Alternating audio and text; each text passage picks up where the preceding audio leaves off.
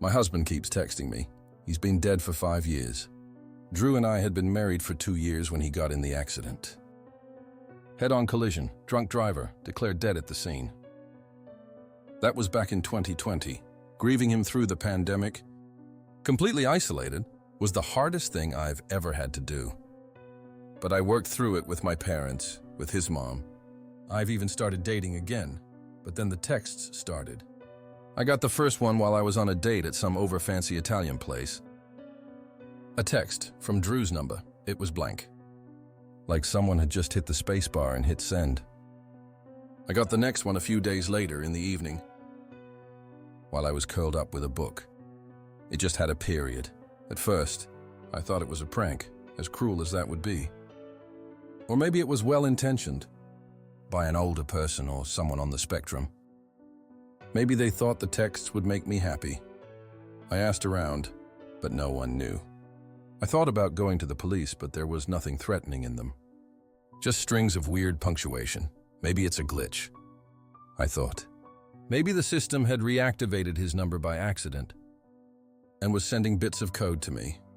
But the texts seemed to have a pattern.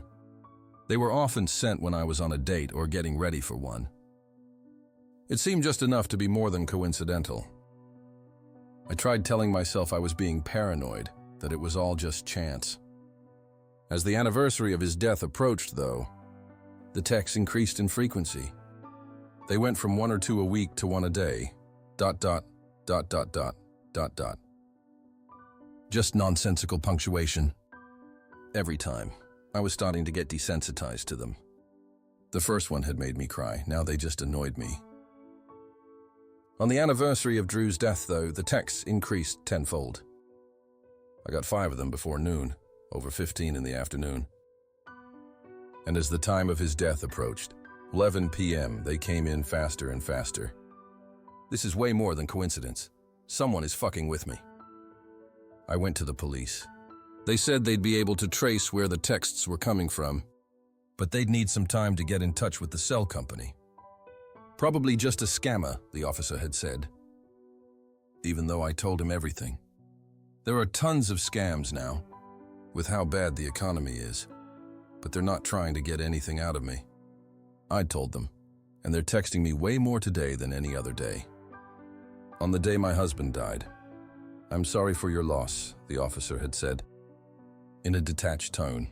"We'll get in touch with you when we know more." Okay, so what else could I do? I went back home to start the tradition I did every year.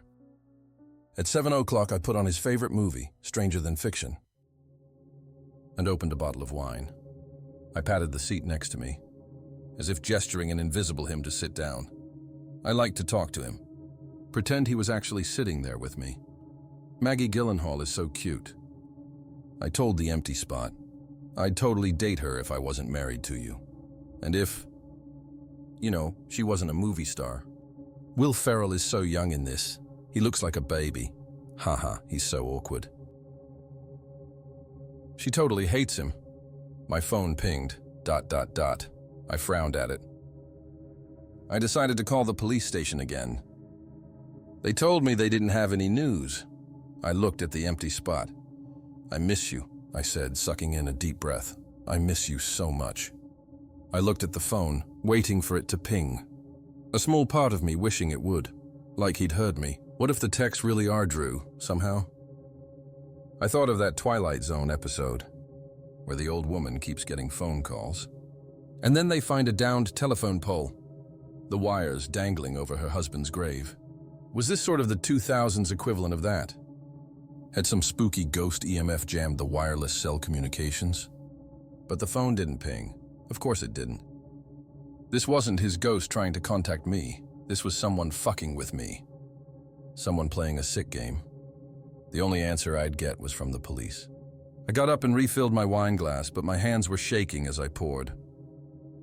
As I tried to set it back on the counter, I dropped it crash. The glass bottle shattered into 1,000 jagged pieces. Merlot wine like blood pooled on the floor. "Fuck," I whispered. I got a garbage bag and bent down to pick up the pieces. Ow! The piece it picked up had sliced right into my thumb.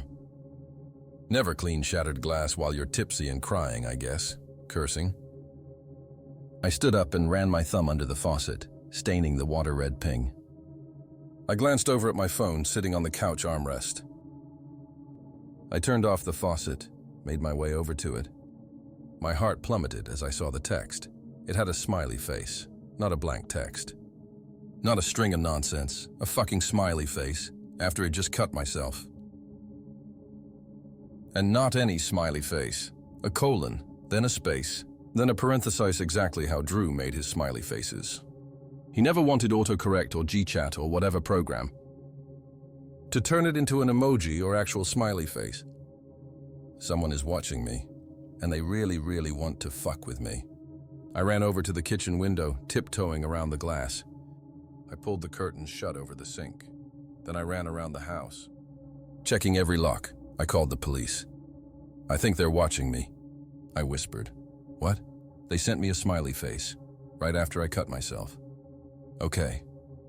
That's probably just a coincidence. They've never sent a smiley face before. Or anything other than nonsense." "Okay, calm down. You know what? I'm going to get in touch with the cell company right away. I'll call you back in about 20 minutes. Okay? Okay." I glanced at the clock. 8:59 p.m., 12 minutes before Drew died. I walked back to the couch.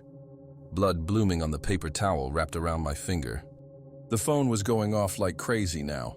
Ping, dot ping, dot dot ping. "Shut up," I hissed. I looked at the empty spot. The paused frame of Maggie Gyllenhaal and Will Ferrell looking at each other. Ping, ping, ping, shut up. 9:07 p.m. Ping, ping. Ping, ping. I picked it up. One word was mixed in with the nonsense. Dot, dot. Run, dot, dot, dot, period. Run, dot, run. Ping, dot, dot. Ping, ping, ping, ping. The barrage of texts was cut off by my ringtone. The police station, finally. "Hello?" I asked, my voice wavering. "Get out of the house." His voice was low. Coming through the speaker.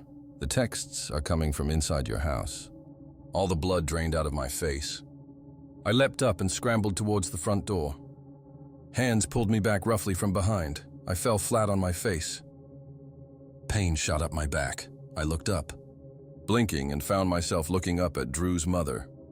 "Whore," she snarled, spit spraying on my face. Her foot collided with my side as she kicked me. "You think you can just pretend like he didn't exist, don't you?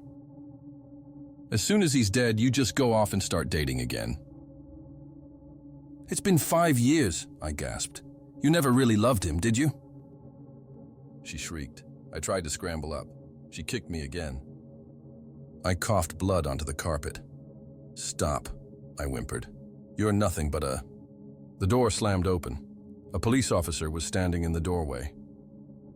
The police had enough evidence to arrest Drew's mother. She'd been watching me, stalking me, sending the nonsensical texts to scare me. Security camera footage from various restaurants. And establishments even showed she followed me to several different dates. She didn't even have to break into the house. Drew had given her a spare key when he was alive. Shed had Drew's old number reactivated and was sending me texts all the while, hoping I'd be spooked and stop dating.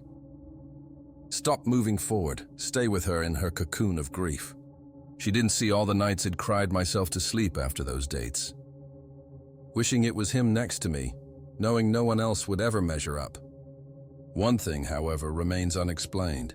The police, when they confiscated her phone, said she only ever sent symbols and smiley faces. She never sent the word run. Sometimes I wonder if those texts were from Drew, watching over me, making sure I made it out alive. If you enjoyed the story, consider subscribing, but don't blame me if you can't sleep tonight. Until next time, keep the lights on and the doors locked. Goodbye.